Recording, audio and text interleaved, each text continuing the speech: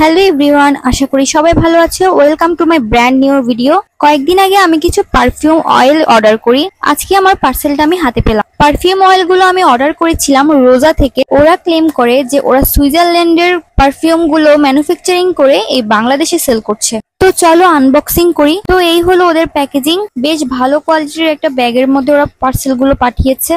এবং এই প্যাকেজিং এর ভেতর আরেকটা প্যাকেজিং আছে। পারফিউম গুলো এই বক্সের ভিতরেই প্যাক করা আছে। এই প্যাকেজিংটাও বেশ ভালো, মোটামুটি দেখতে প্রফেশনালি লাগছিল। রোজা ফ্রেগনেন্স থেকে আমি টোটাল অর্ডার করেছি 3টা পারফিউম অয়েল। এই যে দেখতে পাচ্ছেন আমাকে 3টা অয়েলই তারা পাঠিয়েছে এবং এই অয়েলগুলো আলাদা করে আবার প্যাকেজিং করা আছে ভেতরে। এই প্রত্যেকটা পারফিউমের সাইজ হচ্ছে 6 ml করে। আর পারফিউম অয়েলগুলোর প্রাইস পড়েছে প্রতি পিস 170 টাকা করে। ওদের পারফিউম অয়েলগুলোতে টোটাল 6টা ভ্যারিয়েন্ট আছে। এর মধ্যে আমি ফার্স্টে অর্ডার করেছি হচ্ছে মুনলাইট, দেন আমি অর্ডার করেছি রোজা ফ্রেগনেন্সের আরোরা ফ্লেভারের পারফিউমটি, flavour or variant whatever. Then আমি অর্ডার করেছি এবং সবশেষে আমি অর্ডার করেছি সিয়াসাগা। প্রতিটি প্যাকেজিং এ ম্যানুফ্যাকচারিং ডেট আর এক্সপায়ার ডেট দেওয়া আছে। আর পারফিউম অয়েলগুলো যে ওরা সুইজারল্যান্ড থেকে ম্যানুফ্যাকচারিং করেছে এটাও প্যাকেটে মেনশন করা আছে। তো এই ছিল এই পারফিউম অয়েলগুলোর প্যাকেজিং। এই হলো পারফিউম অয়েলগুলোর আউটলুক। এগুলোর মেন রিভিউতে পরে আসছি, বাট এগুলো দেখতে কিন্তু অনেক সুন্দর। আমি এখন যেটা হাতে নিয়েছি সেটি হচ্ছে রোজার মুনলাইট। মুনলাইটের অয়েলের কালারটা হচ্ছে ব্লু কালার। আর এটার প্যাকেজিংটা তো দেখতেই পাচ্ছেন অনেক সুন্দর। আর এগুলোর বটলগুলো হচ্ছে কাচের বোতল। দেন যেটা দেখাবো সেটি হচ্ছে রোজার আরোরা। আরোরা পারফিউমটা এত সুন্দর, পিঙ্ক কালার তো আমার এমনিতেও ফেভারিট, তার উপর এটা হচ্ছে লাইট পিঙ্ক মানে অস্থির। তারপর হচ্ছে রোজা সিয়াসাগা, এটা হচ্ছে গ্রিন কালার প্যাকেজিং। এই বটলগুলো দেখলেই মানে একদম মন খুশি হয়ে যায়, এত সুন্দর এগুলো আর এত কিউট। তো চলুন আস্তে আস্তে সবগুলো রিভিউ করি। ফার্স্টে আমি যেটা নিয়েছি সেটা হচ্ছে মুনলাইট, আগেই বলেছি। এর আগে একটা ইনফরমেশন জানা খুবই জরুরি, রোজা ফ্রেগরেন্সের পারফিউম অয়েলগুলো কিন্তু ইউনিসেক্স, অর্থাৎ ছেলে মেয়ে উভয়গুলো ইউজ করতে পারে। তাই আমি একটু কনফিউজ ছিলাম যে কোনগুলো আমার জন্য সুইটেবল হবে আর কোনগুলো হবে না। তো মুনলাইটের ক্ষেত্রে যেটা দেখলাম, মুনলাইট হলো একদম গার্লস টাইপের পারফিউম, অর্থাৎ এটার স্মেলটা খুবই মিষ্টি আর লাইট একটা স্মেল, একদম ঝাঁঝালো টাইপের নয়। এই পারফিউম অয়েলটা ছেলেদের থেকে মেয়েদের জন্য বেশি সুইটেবল বলে আমার মনে হয়েছে। আর স্মেলটাও বেশ সুন্দর।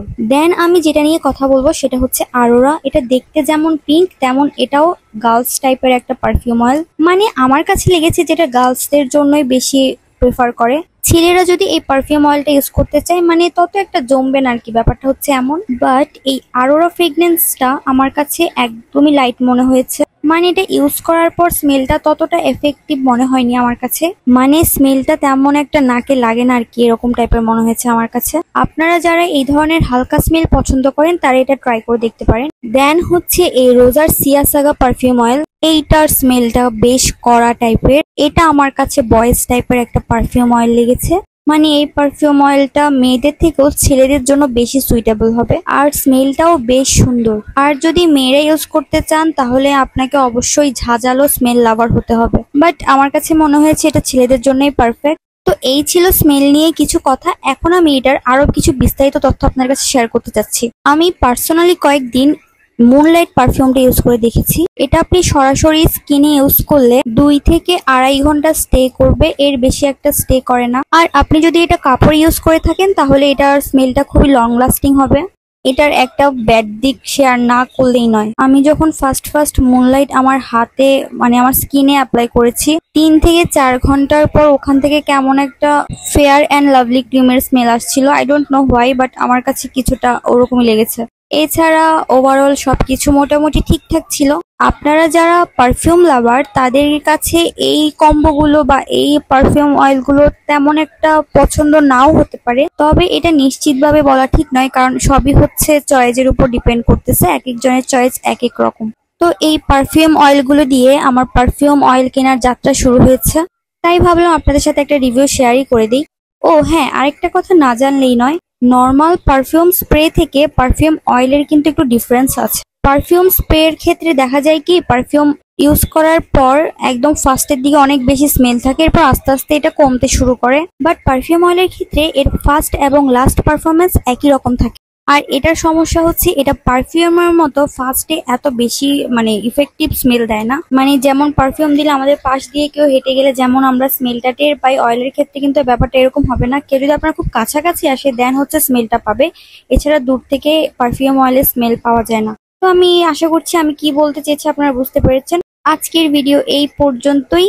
কারো কোনো বক্তব্য বা প্রশ্ন থাকলে আমাকে অবশ্যই কমেন্টে জানাতে পারেন, আমি সেগুলো রিপ্লাই করার চেষ্টা করব। দেখা হচ্ছে পরের কোনো ভিডিওতে, ততদিন সবাই ভালো থাকবেন, সুস্থ থাকবেন।